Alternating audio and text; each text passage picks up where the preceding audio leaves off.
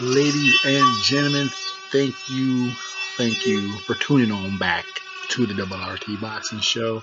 And if this is your first time a brand new viewer, thank you for being interested in the thumbnail. Thank you for clicking on. Now, for you new viewers, quick little rundown of what the show is, what the Double RT Box Show, what the Ready Talk Boxing Show with your host, Mr. A, what it is all about.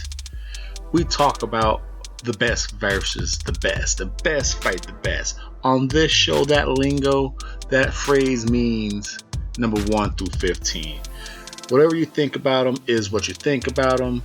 We're boxing junkies, ready, talk that boxing. We talk 1 through 15. We talk them getting their title shots. We talk the belts they get along the way. And there you have it, a nice quick rundown of what the show is about. Now, is this fight of the year we just witnessed on this past Saturday? We'll get into that towards the end of the video. But Spence and Porter, it's not much to say about the fight that you guys probably already heard. I'm a little late putting this review out. Hey, ripping and running, doing my shit, taking care of what I gotta take care of. Now, myself, let's just dive right into it. I had the fight 114-113. 114-113. Not 116-11, not 115-113. 114-113. That's what I had. 114-113. Who would I have it for? I had it for the one who won the fight, Spence. I had it 6 rounds apiece, with that knockdown being the difference. I had Sean Porter coming out fucking like a bull, like strong as fuck. Now, before I get into the rounds I did give him, I'll go on to, because I believe anyone you talk to, they're gonna say it was a close fight. There were some swing rounds, there was some back and forth rounds. I only had one of those rounds. That was round 5. Round 5 to me was the toss-up round, the swing round that could have won it or lost it for either fighter, according to my scorecard, of course. I gave round 5 to Porter.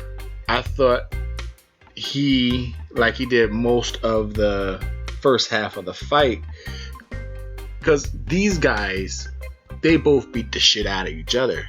Headshot for headshot, body shot for body shot. Maybe not trading, but 30 seconds here, 20 seconds there, 10 seconds there. They each beat the shit out of each other with the same shots over and over and over for 12 rounds. Or maybe you want to say 11 rounds. Number 1 was kind of a distance, fill out, pressure type shit. And due to round 1, like I said, I gave all the rounds to Sean Porter. The beginning of the fight, I should say the first half, I gave rounds 1, 3, 4, with my toss-up 5 to Sean Porter, with Spence getting 2 and 6. Now, I gave Sean Porter all those rounds because, like I said, these guys, you can say who landed the clean punch, who landed the harder punch. At every given moment of the fight, they each looked like they were beating the shit out of each other. Hard punch for hard punch, body shot for body shot. Who landed the cleaner body shots? Fuck, I don't know. They were both fucking ripping each other's guts out. They were doing their thing. Is this fight of the year? We'll talk about that. They're body shot for body shot, head for head shot. Jab for jab. Now, why I gave it to Porter? I gave it to Porter because it's, to me, like Keith Thurman said, and I believe Danny Garcia said it, Erroll was fighting Sean's fight. The pace, the movement, the distance in the ring, it was all controlled by Sean. Like, I had to go by something. Because, for offensively, they canceled each other out. They both was hitting. They both was check marking the offensive box. Defensively, they both was getting hit, and they both was doing that. So they had that check mark. So ring generalship. Who, I didn't. Erroll was doing a good job. at cutting the ring off. Yes, he was doing it, but I didn't get the sense of a normal Erroll Spence pressure fight. I got the feeling that Spence was trying to get Porter, but Porter wasn't running. To me, I got the movement of setting up angles, setting up shots. You know, I got offense off that movement, so I counted that as, you know, offensive credit. You know, I gave Porter those rounds because he was making the extra. So that's how I scored it.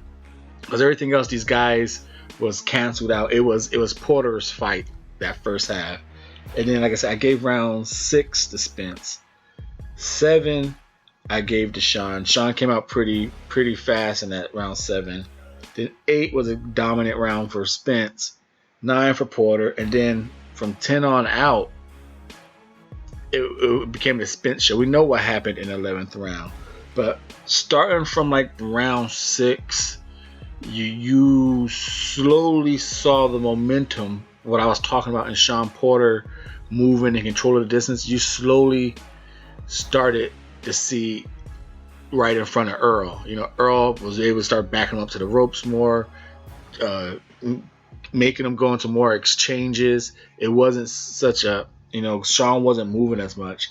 And then once they got close and stayed close, the 11th round happened. You know, it was just cancellation on offense, cancellation on defense. You know, like I said, the only thing that, like I said, this fight was 114-113 to me. The only thing that was doing it for Sean was his movement. That's what he had extra. Because for offensively, Erroll could cancellate anything he was doing, but Erroll couldn't keep up with his movement. But like I said, they're both ripping the body shots, and Erroll being the bigger man, that shit slowed Sean Porter down. And Porter always gets rocked with a hook every fucking fight. Thurman rocked him. Remember, Thurman buckled him. Who else fucking? I think Danny got him. I think with a good hook. Not Danny. Broner. Broner got his ass with a hook. Everyone always catches Porter with that one good fucking hook, and this time he got caught with a hook by a bigger, stronger welterweight. Took it like a champ, but not took it good enough, you know. Fucking can't be like Floyd. Can't be like Floyd. Everyone saw that shit. Everyone saw you, Sean. Everyone saw you.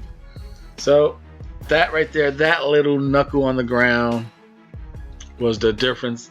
The really difference on my scorecard. 114-113. Like I said, cancellation on offense. They both was fucking chugging them. You know, you can't really say what they were doing on offense. They're fucking hooking for hooking. I like Porter as a mover. Again, if you follow the Double RT Boxing Show, you know my style, Mr. A's favorite style of boxing is the mover. My favorite fighter, Aries Landy Lara. I like that style. So seeing wild ass Sean Porter move like that and charge in, he's better when he does it off his jab. I think he has a nice jab. It's a firing offensive battle ram type jam. He gets he should start getting his respect slowly for some. But where does he go from here? You know, he says he wants the Crawford fight because Crawford or a rematch. He always wants rematches. Always wants Kell Brook. Do you think he'll still take I think he'll still take a Kell Brook. I think Sean's the type of dude, belt or not, I think he'll still take that Kell Brook fight. Just to say, I'm going to whoop your ass. That's going to bug me. I see Sean Porter as that type of dude. And what else out there? Who else beat him? Keith Thurman. Belt or not, I see him fighting his rematches. You know, of course, if he could get a belt, if that motherfucker could get a Crawford fight, crazy if Al Heyman allows him, of all people, to go get a Crawford fight. But like, you know what? He already got losses. Why not? bring the belt on back to the PBC. So yeah, I can see that happening for Sean. I could definitely see that happening for Sean. And dude, Crawford would gladly accept that fight because fucking Sean Porter has a fucking nice name, as at least a fucking solid name for a Crawford opponent. That should be a hot Crawford fight, you know. As EJ Irk Jerk for him. Danny Garcia has came in the ring. That's right. I forgot about that. Danny Garcia. Very interesting fight. That's a good fight. Is it pay-per-view? It's probably gonna have to be, but fuck. I really don't want to see that on pay-per-view. I really don't. You know? Because if he's fighting Danny Garcia on pay-per-view, his next fight, after that it's gotta be on free TV. Because who the fuck is out there worthy of pay-per-view for Erroll Spence to fight? Pacquiao? I think they're gonna fucking whoever Pacquiao fights next. I won't be surprised if he gives up that belt. Gives up the belt, and then Thurman comes back and fights for that shit. Or if what they do is fucking EJ is signing up to fight for the vacant belt, kind of like Lomachenko did for the WBC. But I just don't see Pacquiao getting that fourth fight with the PBC. I don't see that. And I don't see Errol being his third fight. Like I said, as for the Sean Porter fight and Errol, Errol, is that fight of the year? There's a lot of other fights out there. I think people might be caught in the moment, or is it fight of the year? That's what we're talking about. But we're not going to finish it on this episode. If you're interested in finding out is that fight or not, stay tuned to the WLT Boxing Show. You will see that segment very soon.